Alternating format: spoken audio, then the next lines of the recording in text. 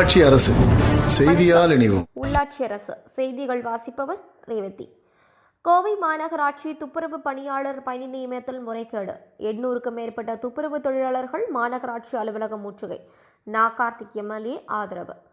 கோவை மாநகராட்சி துப்புரவு பணியாளர்கள் பணிக்கு கடந்த 2 தினங்களுக்கு முன்பு 310 பேர்களுக்கு பணி நியமன ஆணையை உள்ளாட்சித்துறை அமைச்சர் எஸ்.பி. வேலுமணி வழங்கினார். இதில் முதுகலை பட்டம் பெற்றவர்களுக்கும் துப்புரவு பணி நியமனம் வழங்கப்பட்டது. இதில் முறைகேடுகள் நடைபெற்றதாகவும் பரபரப்பாக பேசப்பட்டது. இந்நிலையில் பல ஆண்டுகளாக ஒப்பந்த அடிப்படையில் துப்புரவு பணியாற்றும் நபர்களுக்கு பணி ஆணை வழங்கப்படவில்லை. இதனால் விரக்தி அடைந்த துப்புரவு பணியாளர்கள் 2 நாட்களாக பணியை புறக்கணித்து நேற்று கோவை மாவட்ட ஆட்சியர் அலுவலகத்தை முற்றுகையிட்டு போராட்டத்தில் ஈடுபட்டனர்.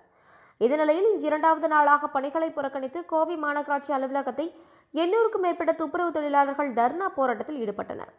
இவர்களுக்கு ஆதரவாக கோவை மாநகர் கிழக்கு மாவட்ட திமுக பொறுப்பாளரும் சட்டமன்ற உறுப்பினருமான கார்த்திக் எம்எல்ஏ மாநகராட்சி அலுவலகத்திற்கு வந்து துப்புரவு தொழிலாளர்களுக்கு ஆதரவாக போராட்டத்தில் ஈடுபட்டார்.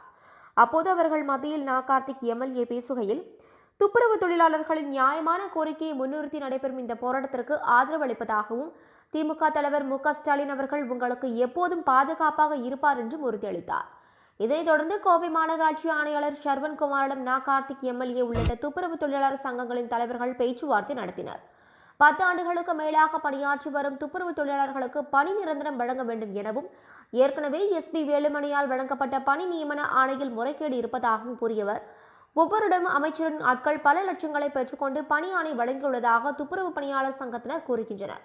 எனவே தற்போது வழங்கப்பட்டுள்ள பணி ஆணையை ரத்து செய்ய வேண்டும் என வலியுறுத்தியவர், ஏற்கனவே செம்மொழி மாநாட்டின் போது ஒப்பந்த துப்புரவு பணியாளர்களுக்கு பணி நிரந்தரம் செய்யப்பட்டது என்ன ஆனது என கேள்வி எழுப்பினார். மேலும் தற்போது எஸ்.பி. வேலுமணியால் குறிப்பிட்ட சமூகத்திற்கு மட்டுமே பணி வழங்கப்பட்டுள்ளது ஏற்க முடியாது என்று கூறினார்.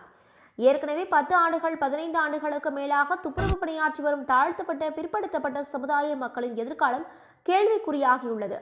எனவே 10 ஆண்டுகளுக்கு மேலாக ஒப்பந்த பணியில் இருக்கும் துப்புரவு பணியாளர்களுக்கு பணி நிரந்தரம் செய்ய ஆணையாளர் உறுதியளிக்க வேண்டும் என கார்த்திக் எம்எல்ஏ கூறினார். இதற்கு பதிலளித்த ஆணையாளர் முறைப்படியே பணி நியமனம் வழங்கப்பட்டுள்ளதாகவும் அரசாணைப்படி வழங்கப்பட்டுள்ளதாகவும் தெரிவித்தார். மேலும் இந்த பிரச்சினை தொடர்பாக பேச்சுவார்த்தையில் உடன்பாடு எட்டப்படாததால் போராட்டம் தொடர்ந்து நடைபெற்று வருகிறது.